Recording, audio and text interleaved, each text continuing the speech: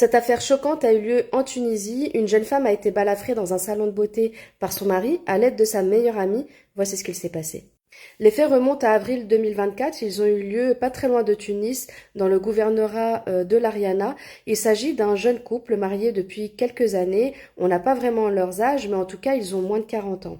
Si au début du mariage, ça se passait plutôt bien, avec les années et avec le temps, le couple a commencé à rencontrer des difficultés. Ils ont commencé à avoir des discordes entre eux. C'était souvent donc lié soit à leur personnalité ou alors lié à la famille. Enfin, il y avait toujours un problème entre eux.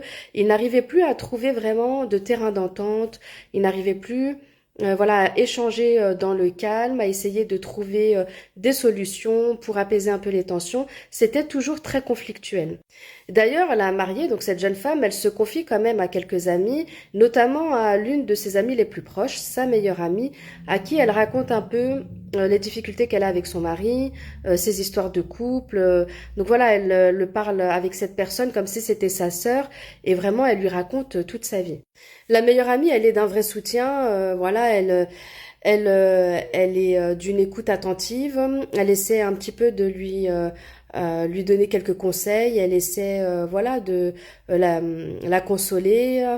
Elle lui évite, enfin au début, elle lui parle pas trop du divorce, mais après, voilà, elle lui dit que s'il n'y a pas de solution, si vraiment il n'arrive plus du tout à échanger, il n'y a pas 36 000 solutions. Il faudrait peut-être songer au divorce. Mais bon.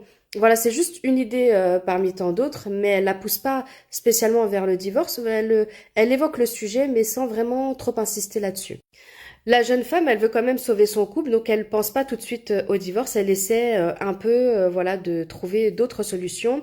Mais à un moment donné, c'était plus possible. Le couple vraiment était arrivé au bout du bout.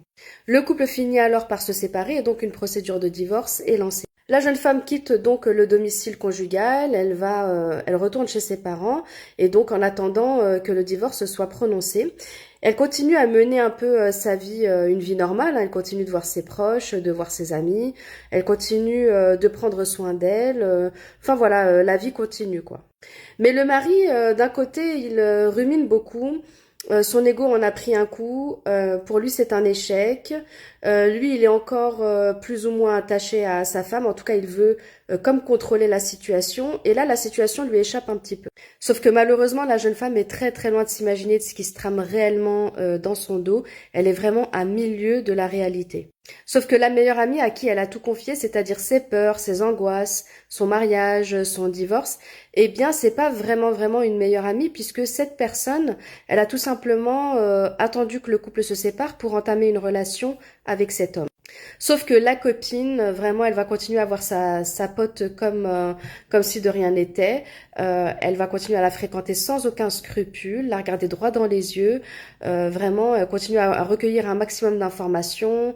Elles vont continuer leur lien amical, sortir ensemble, etc. Sauf que elle, son but premier, c'est tout simplement d'obtenir un maximum d'informations pour tout répéter au mari. Et d'ailleurs, le mari, il a vraiment chargé de récupérer un maximum d'informations.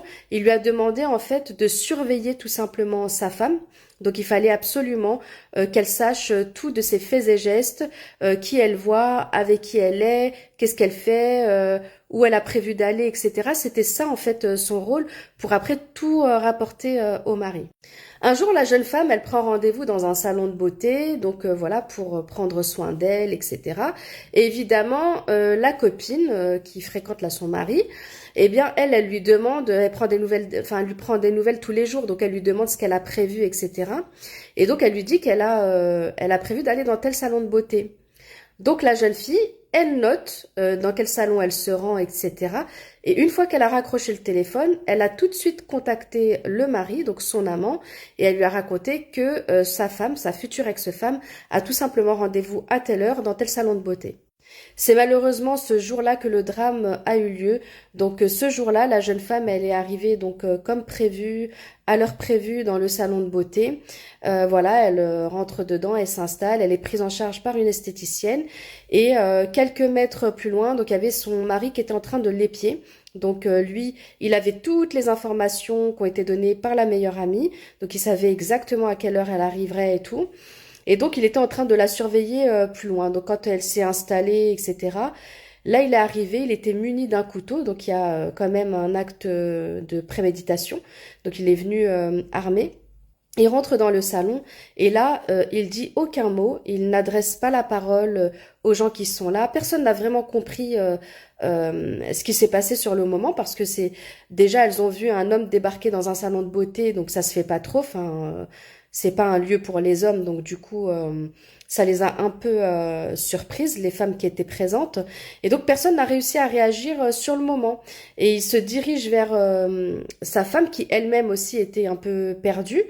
Et là, sans prononcer aucun mot, il s'est mis à l'agresser au niveau du visage. Il lui a balafré à plusieurs reprises le visage.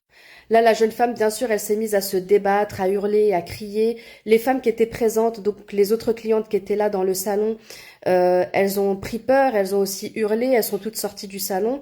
Quelques-unes ont contacté immédiatement la police pour qu'elle intervienne immédiatement pour arrêter ce qui est en train de se passer. Et donc, voilà, une fois qu'il a commis son acte, il est reparti comme si de rien n'était. Les enquêteurs sont arrivés sur les lieux quelques minutes plus tard.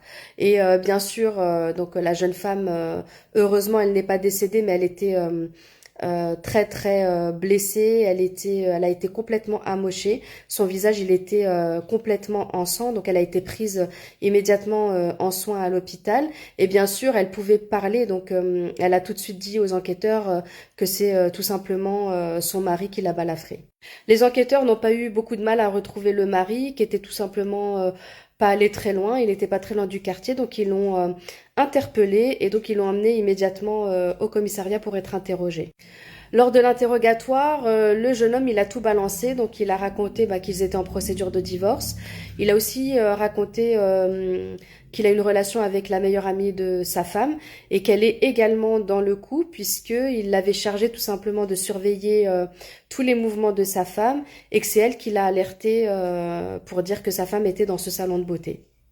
Un mandat de dépôt a bien sûr été émis à l'encontre de cette femme-là et donc elle a été également arrêtée, elle a également reconnu les faits, donc elle a absolument pas nié, donc elle a reconnu voilà la relation avec cet homme et qu'elle l'a bien sûr aidé à commettre cet acte. Les deux individus ont été emprisonnés, ils sont détenus en prison actuellement, ils sont dans l'attente de leur procès, je pense pas qu'ils aient été jugés actuellement, mais en tout cas, voilà, ils sont certainement dans l'attente de leur procès. Quant à la jeune femme qui a été prise en soins à l'hôpital, apparemment, elle aurait subi 25 points de suture pour un peu, voilà, pour un peu soigner les plaies qu'elle a sur le visage.